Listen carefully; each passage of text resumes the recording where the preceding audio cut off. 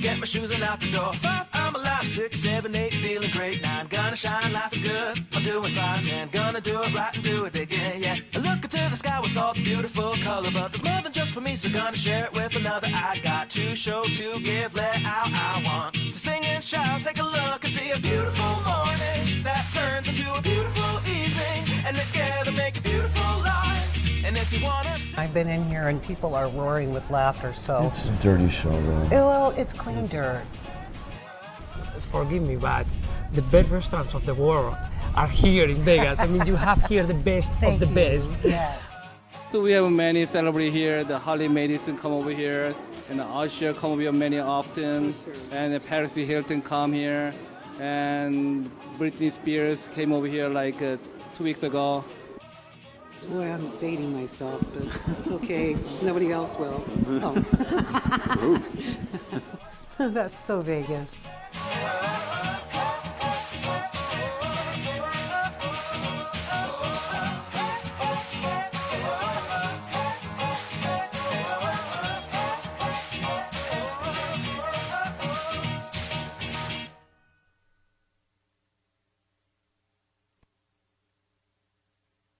Welcome to That's So Vegas. I'm your host, Christina Keller, here at the fantastic WCOBM studio, which is right off of Las Vegas Boulevard South, and it's a scorcher today. I have a very, very special guest, David Meese. And for all you men out there, don't drool and don't tear your hair out. I just want to mention that for 30-some years, David... No, 23. 23, excuse me. David was the Playboy photographer. So can you imagine that, gentlemen? Yes. And here's just a sample of one of his recent pictures. This is from your photo workshop, though. That's coming up later. I want to talk a little bit about your background, how you got so lucky to become the photographer, and you're such a good-looking and affable guy. I mean, it's just, you must have... Very low-key, low-maintenance, low-key. Low-maintenance, low-key, but these girls certainly weren't. So tell us a little bit about how that came about, how you got to be one of the most lucky, incredible men in the world. Well, it was a very long time ago before most of you people were even born, but back in the good old days of Playboy, when I first got into photography, I was actually an artist, and I was in a really bad motorcycle accident, and my doctor turned out to be an avid amateur photographer. So he saw my artwork and suggested, why don't you buy a camera and then photograph people rather than making them sit for you while you draw? And I'm like, well, that makes sense. And I'd never really thought about that before, but once I was able to walk again, because I couldn't walk for about a year. Ow. I know. It was it gave me a lot of time to think, too, about where I was going with my life and that kind of thing. How old were you, about 19? Early 20s. Early 20s. Just out of college. So I decided that, I'd give it a shot. So I bought a camera, started teaching myself photography. From your bed or from your wheelchair? Or from No. I actually, once I was up and about. Oh, okay. I bought a camera and a couple of lenses and bought a couple of books on photography and read through them a couple of times, and then started teaching myself by experimentation. I started shooting things, and then I actually bought and put together a dark room in our house, and so I would, at night, I would process my film and then print it, and then the next morning my mom, who would get up to go to work in the morning, would knock on the door and say it's time to go to bed. So I would then sleep for about 3 hours, get up and start doing this whole process again, going out and shooting images, coming back, and then working on them at night. Where were you living then? In East Texas. Texas. A little town about 2 hours east of Dallas called Longview. That's a long way from the Playboy mansion. Yeah, it's a long way from it, and believe it or not, I was found while living in Longview, Texas. That's amazing. I had photos. Once I started doing this photography thing there, I started doing a little bit. I started trying to sell my work to the local retailers, and was fairly successful at it. So were they women then, or just yes? People I was in shooting different fashion. I was shooting fashion shots fashion and beauty stuff and stuff like that.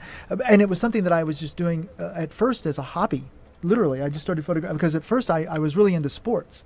I was shooting football, drag racers and things like that when I first started out. I mean, if there's anybody in Longview, Texas watching this, they're all going, yeah, I was there. I was racing my car.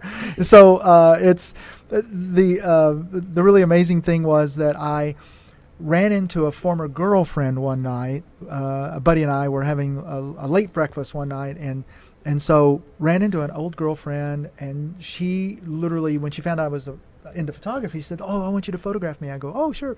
So this was kind of like where it dawned on me it would be my destiny because of the way it happened and what happened. When we went out to do her photographs, I'm getting my cameras already, and the next thing I notice is she's taking her clothes off. Now, this was never decided beforehand. I mean, it was never told to me that she wanted me to photograph her without her clothes on.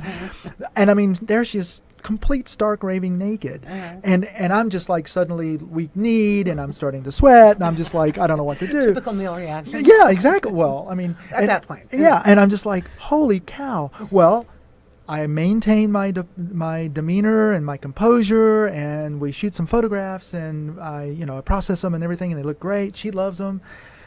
And I was fairly proud of myself for being able to get it done. And then so I ended up sending some of those photographs to Playboy, because she then told me later, "Oh, I want to be in Playboy." Oh, really? So I bought an issue because I really hadn't seen one, because I was raised kind of strict about that kind of thing. So I bought a Playboy, figured out how to send the photographs, sent them up to Chicago. Got a very nice rejection letter back. They thought that, she was an attractive young lady, but not a Playboy. It wasn't Playmate. directed at you then, it was directed at her. Right, and they just said, thank you so much for submitting her.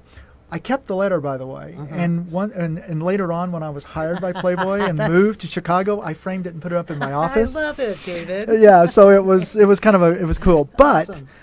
once that happened, it was like the fire was ignited, and I'm thinking, wait a minute. And I'm one of these guys I'm very competitive. I have to be the best at something if I can at all try and be that.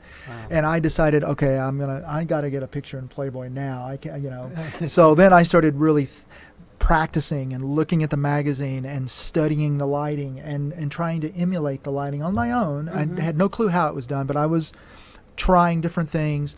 And lo and behold, I was photographing girl friends in the area, and I got to be where I was kind of well known for being able to photograph girls with nudity, and local girls no less, and got pretty famous for the area and everything. Or and infamous. The guys thought I was the coolest thing. Of course, yeah. the parents. The parents though, that was a whole different story. Right. But a friend of mine, a photographer in Shreveport, Louisiana, called me and said, "Hey, there's this girl that's flying to Chicago to be photographed by Playboy. You need to meet her, and you need to photograph her." So I drove to Shreveport, which from Longview is about 45 minutes. Yeah, it's not that far. So I drive Sounds over, far, but that's all. meet her. We hit it off. She comes to Longview. My good friend, his name's D Noble. D, if you're watching, dude, I'm just gave you a shout out. Awesome. So he found me a location that looked so cool. It looked like a 1940s kind of estate with old Packard cars and stuff like that. It was amazing. And she did her makeup herself and did her hair up. She looked very 40s. In fact, at some point I'll show you the photograph I did of her. And she took the film. This is film days, by the way, for all you people out there that don't know what film is. Right. It's a celluloid process. Anyway, so A lot of work. yeah, a lot of work. So she took my film to Chicago. A few days later, my grandmother comes to me and goes, "There's some guy from Playboy calling you?" And I'm like, "What?" And she's like, "Do you know somebody at Playboy?" I'm like, no. So I get on the phone, and this is like a hardline phone. We're back in the day. Yes, totally. Back in the day, You gotta and work for it, this is in the late 70s. So I go on and I go, "Hello," and he goes, "Hi, my name is Jeff Cohen. I work at Playboy in Chicago. I'm an editor up here. Saw your photographs. Really like your style, like your work. We'd love to meet with you." And I'm like, and I'm sitting there like this with my mouth open. What? Are you kidding me? So I end up flying to Chicago, meet them. They tell me they want me to start doing some freelance stuff for them here and there. So I started going to the various Playboy clubs around the country. Oh, that's got to be. There's a story in that. We're going to have photographing. To Yeah, we have to go to a break real quick, but this is going so fast. This is such a great story. We'll be back in just a few seconds. Don't go away, David. He has a lot more stories. Yeah, to tell I have a us. lot We'll of be them. right back. Thank you.